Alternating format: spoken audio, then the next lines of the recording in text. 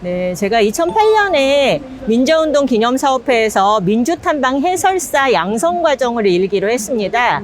그때 교육을 받고 시작해서 지금까지 활동을 하고 있어요. 벌써 10년이 넘었네요. 저는 사실은 그 독재 정권 시절을 겪었던 사람이라 자기검열이 있었어요. 그래서 민주라는 말만 들어도 굉장히 조심해야 되는 시절이라고 생각을 했는데, 민주화운동 기념사업회가 국가에서 운영하는 기관이네? 라고 그것부터 이제 좀 깜짝 놀랐었어요. 그러면서 거기서 민주화운동 해설사? 그 탐방 해설사를 키운다고?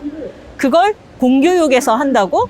그때 상당히 놀래기도 하면서 설레이기도 했었어요.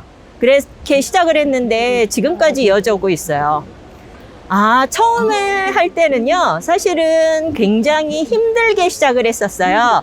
그 탐방을 시작하는 선생님들도 학교에서 결제를 받는 게 어려워서, 한 번은 학교에 갔는데 교장 선생님께서 우리 아이를 민주화 탐방 같은 체험학습을 시킬 수 없다 그러면서 교문을 막아서 탐방이 그날 취소된 적도 있었거든요.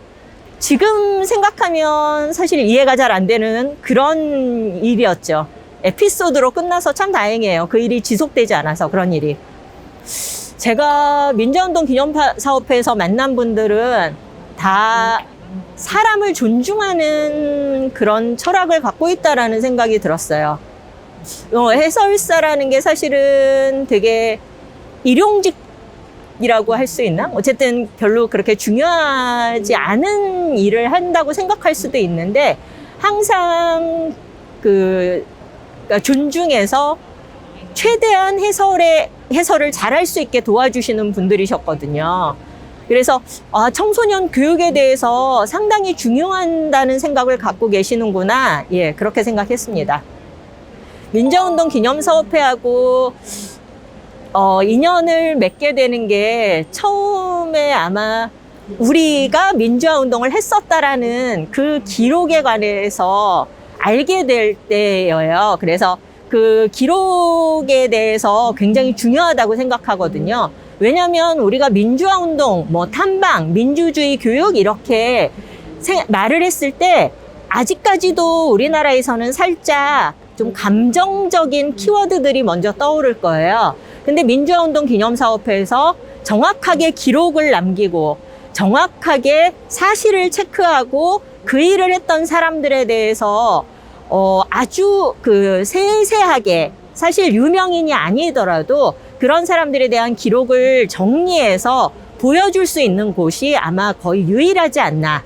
그래서 그런 중요한 일을 한다라는 생각을 갖고 있어요. 그리고 제가 민주생활 전시관에서도 가장 좋아하는 전시 섹션이 거기에 우리가 있었다거든요. 그러니까 사람들이 기억하지 못하는 그런 민주화운동에서 사실은 유명하지 않은 사람들, 독립운동을 했던 사람들, 이런 분들을 사업회가 아니면 누가 기억해 줄까라는 생각을 해요. 그래서 그 일을 하는 사업회에서 해설을 하는 저도 굉장히 자부심을 갖고 해설을 하고 있고요. 네, 제가 사업회에 바라는 건 지금처럼 활동을 열심히 해주시는 건데요. 좀 더 바라는 게 있다면, 우리나라에서 정말 청소년들의 편견이나 혐오에 대한 문제가 심각하거든요. 그래서 그런 걸 좀 깨트려 줄 수 있는 정확한 사실과 논리적인 근거로 그런 걸 아이들에게 설득할 수 있는 그런 청소년 교육 프로그램을 좀 많이 만들었으면 하는, 그런 청소년 교육 프로그램의 허브가 민주화운동 기념사업회가 되어 주셨으면 하는 그런 바람을 갖고 있습니다. 민주화운동 기념사업회가 어느덧 20주년이 되었네요. 앞으로도 사실은 80주년을 더 채워서 100주년이 될 때 민주화운동 기념사업회가 과연 우리나라에서 이만한 작업을 했던 곳이 없구나라는 평가를 받을 수 있는 그런 역사책에 나오는 단체가 되었으면 하는 바람입니다. 민주화운동 기념사업회 20주년, 앞으로 80주년, 합해서 100주년이 될 때까지 계속 화이팅 합시다.